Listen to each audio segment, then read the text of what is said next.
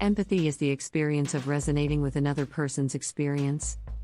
People who are strong in this trait describe it as feeling with another person or experiencing alongside them. Empathetic people are good at imagining what it might be like to be in the other person's shoes, both situationally and emotionally. They are good at simulating, inside of themselves, the experience they imagine the other is going through, for both positive and negative experience. They can easily connect the experiences of the other to themselves, even in abstract ways. They are great at connecting. Those who are empathetic often feel more deeply and therefore need more time to recover or be alone, when compared to someone less empathic. Is empathy the same as sympathy?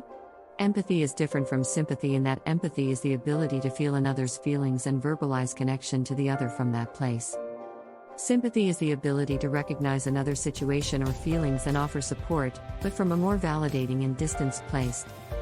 Tips for developing empathy: get therapy. Empathy is very much a capacity cultivated through experience with another person. In therapy, also spend time getting connected to yourself. It helps to work on developing an openness and language for your own emotional experiences.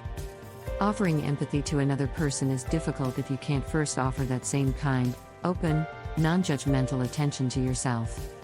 Therapy is super helpful in helping people deepen their capacity for empathy towards both themselves and others. A relational, interpersonally oriented or psychodynamic therapist is particularly helpful with this aspect of therapy.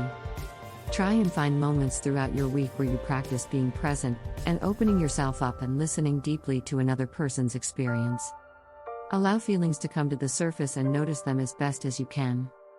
Journal. Spend time at the end of your day reflecting, not just writing a chronology of events but an emotional diary too.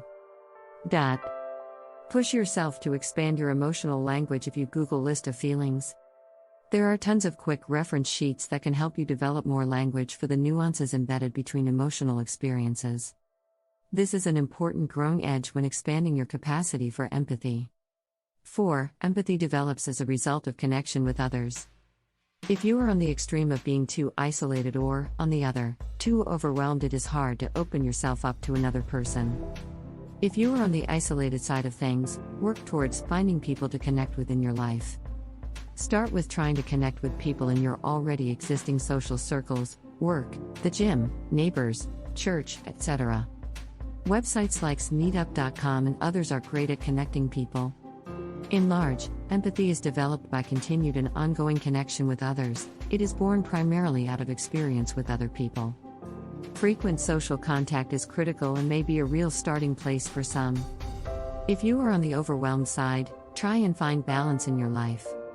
Doing isn't always better than not doing. Learn boundaries and when to say no to invites.